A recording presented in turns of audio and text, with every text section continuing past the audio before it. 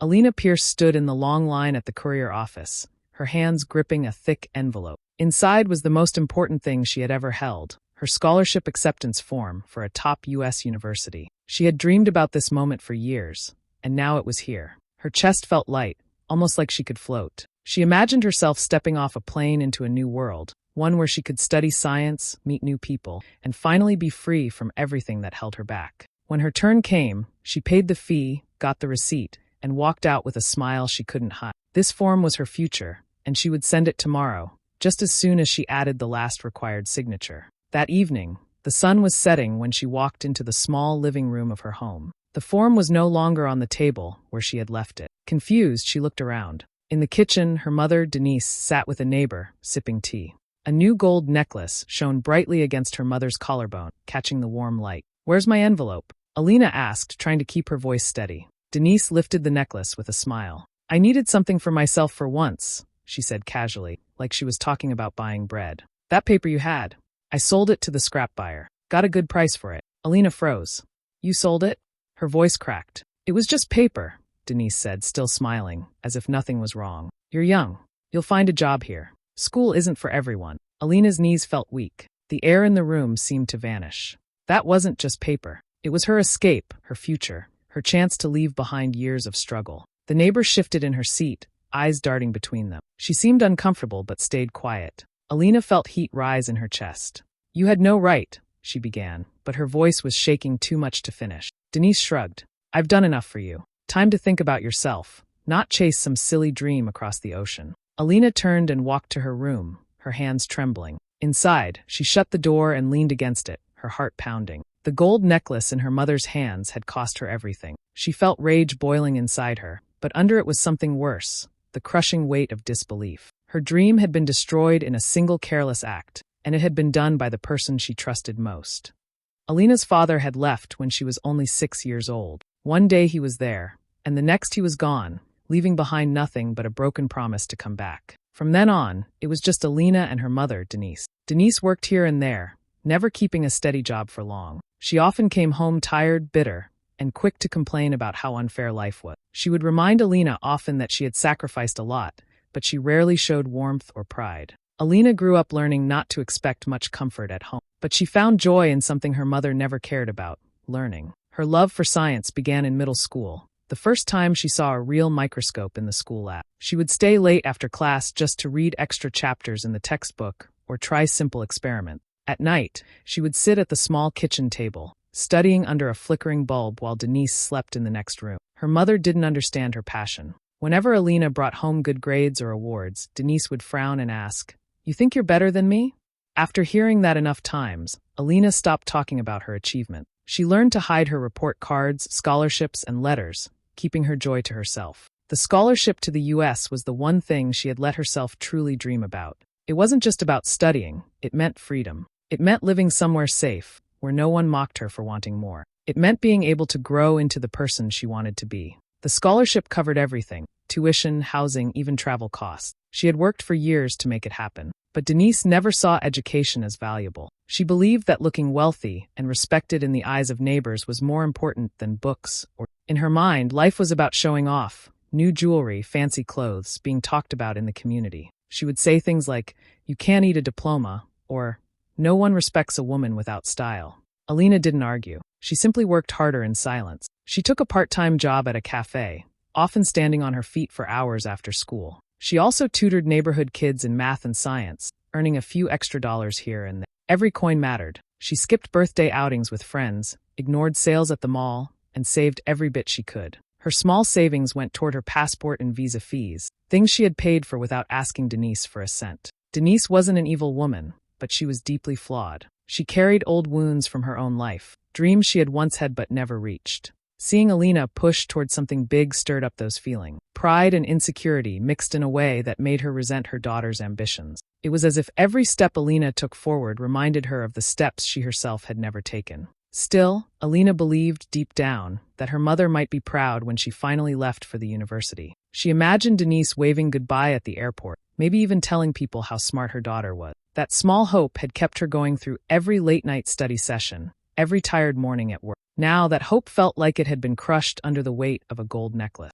The next morning, Alina was still replaying the scene from the night before in her head when her phone rang. The number on the screen was from overseas. She picked it up quickly, her heart beating fast. "Hello, this is the admissions office from Westbridge University," a calm voice said. "We noticed we haven't received your acceptance form. The deadline is tomorrow. If we don't have it by then, we will have to offer the scholarship to another student." Alina's mouth went dry. "Tomorrow," she whispered. "Yes," the voice confirmed. "We can accept a scanned copy first, but we need the original in the mail immediately." Her hands shook as she hung up. She ran to the kitchen where Denise was flipping through a magazine. "Where's the form? You sold it yesterday. Where is it now?" Denise didn't look up. "I sold it to the scrap man. Go ask him."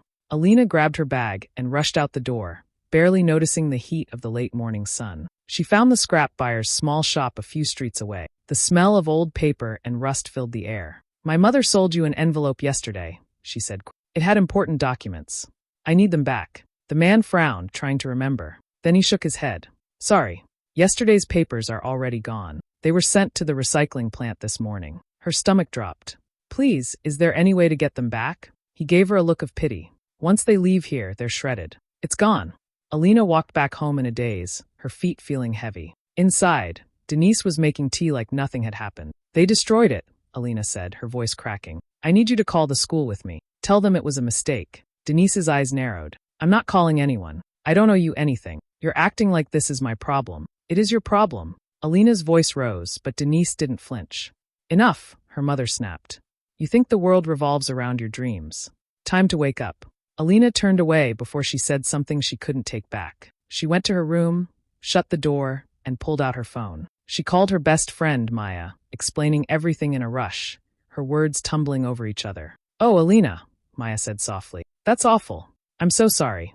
If I had the money for the courier, I'd send it to you, but I don't even have enough in my account right now." "I don't know what to do," Alina admitted. "You'll think of something. You always do," Maya tried to reassure her, but Alina could hear the worry in her. That night, Alina sat on her bed in the dark. The walls felt like they were closing in. She had one day to fix this, one day to save the future she had been building for years. She felt crushed, but under the weight of despair was a spark of something else. Anger. She wasn't ready to give up. Not yet.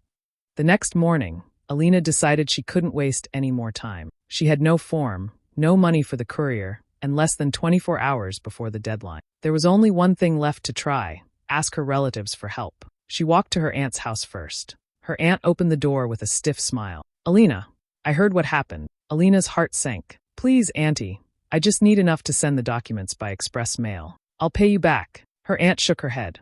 "Your mother told us you threw away your chance," and then shouted at her. "I can't get in the middle of this."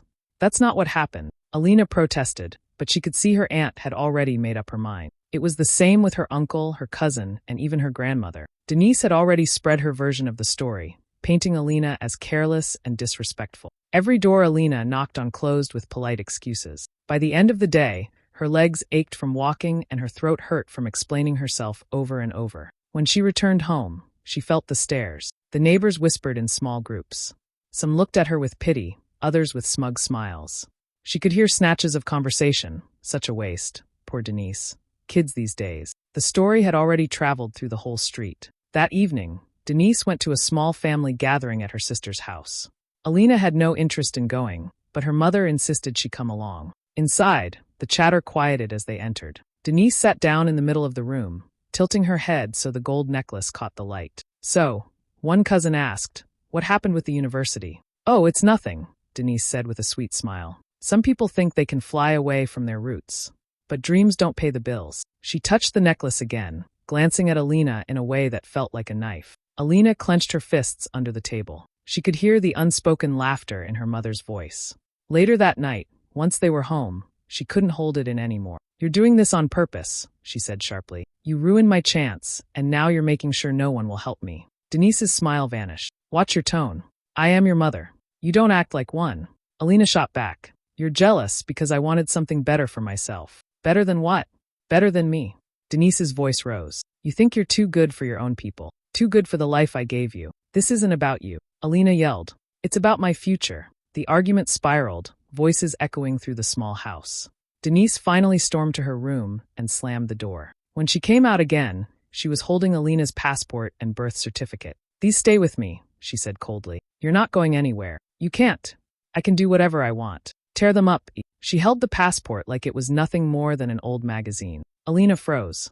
The threat was real. She had seen her mother throw away important things before out of spite. She stepped back, knowing if she tried to grab them, it would only make things worse. For the rest of the night, she sat on her bed, staring at the wall. The anger was still there, but it was starting to mix with something else, doubt. Maybe her mother was right.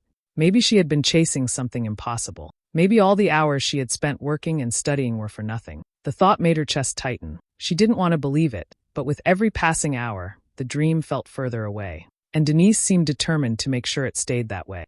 The next morning, Maya came over after hearing about the fight. She brought breakfast, but Alina could barely eat. She felt trapped, with no way to get her documents and no time left. While they were talking in Alina's room, Denise's voice floated in from the kitchen. She was on the phone with a friend, laughing loudly. Of course I sold it, Denise said. It was just paper.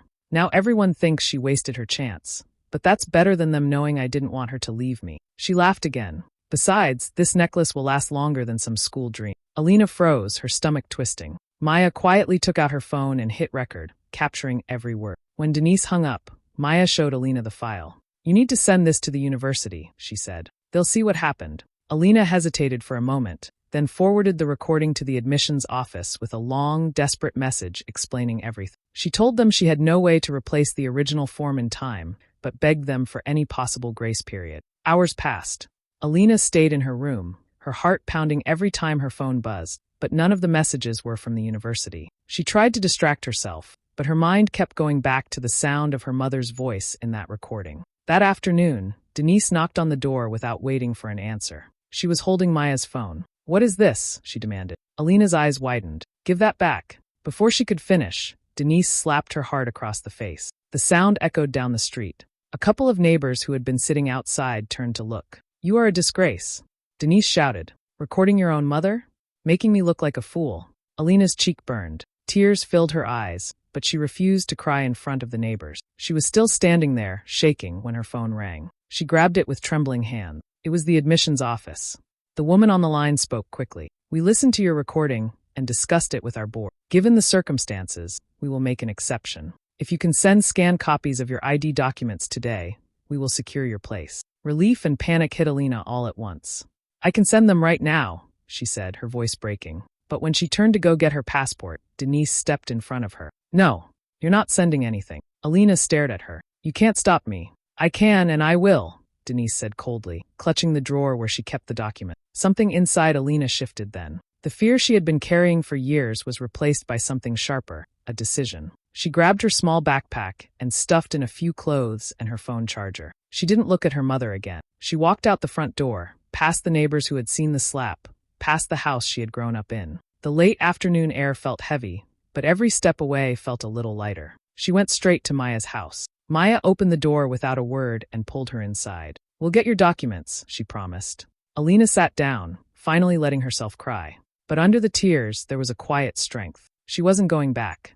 The next morning, Maya took Alina to the local police station. They sat together on a hard bench, waiting their turn. Alina's hands were cold, but Maya kept them steady. When an officer called them forward, Alina explained everything. How her mother had taken her passport and birth certificate and refused to give them back. The officer listened quietly, then asked a few questions. Those are your legal documents, he said firmly. She can't keep them from you. We'll go with you to get them. Not long after, they were standing outside Alina's house with two officers. Denise opened the door, her face hardening when she saw Alina. She says you have her passport and birth certificate, one officer said. You need to hand them over now. Denise crossed her arms.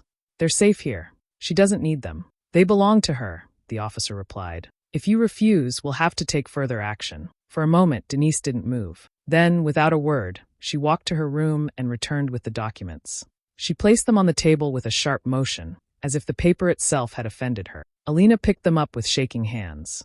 She didn't say thank you. There was nothing to thank her for. She simply turned and walked out. Back at Maya's house, she scanned each document and sent them to the admissions office with a short message, as requested. Thank you for giving me this chance. The reply came less than an hour later. We have received your document. Welcome to Westbridge University, class of 2029. Alina stared at the words until they blurred. She was in. It was official. She let out a breath she hadn't realized she'd been holding and smiled through tears. A few days later, she returned to her mother's street to collect the rest of her things. She packed quickly, avoiding the memories that clung to every corner of the house. When she stepped outside with her bag, she paused and looked back one last time. She realized she wasn't just leaving a building. She was leaving years of control, guilt, and emotional manipulation. She was leaving behind the constant weight of someone else's bitterness. Denise stood in the doorway watching. Her face was unreadable, but in her eyes, Alina caught a flicker of something. Maybe regret, maybe sadness. Still, her mother said nothing. Alina gave a small nod, then turned away. The air felt different now. She was walking toward a life that was hers alone. 6 months later, Alina sat at her desk in her small dorm room, a soft snow falling outside the window. The white flakes swirled in the air, covering the campus in a quiet blanket. She had just finished her last assignment of the semester. Her grades were high, she had a part-time job in the science lab, and she'd made friends who felt more like family than anything she'd known before. Life was busy, but it was hers. No one told her she was dreaming too big. No one mocked her for studying late into the night. For the first time, she felt she was exactly where she was meant to be. Her phone buzzed on the desk. She picked it up, expecting a message from Maya, but the name on the screen made her pause. It was her mother. The text was short. Saw your photo in the paper. You look happy. There was no apology, no mention of the past, just those few words. Alina read them twice, waiting to feel the anger she used to carry, but it didn't come. Instead, she felt calm. She typed a reply slowly. I am. She put the phone down, leaned back in her chair, and looked out at the snow again. A small smile touched her face. The weight she had carried for years was gone. She was free, not just because she was far from home, but because she had built a life that no one could take away from her. Hey besties, thanks for watching till the end. If you enjoyed Alina's story of fighting for her dreams, don't forget to like, share, and leave a comment. And of course, subscribe for more gripping stories every week. See you in the next one. Her friends invited everyone except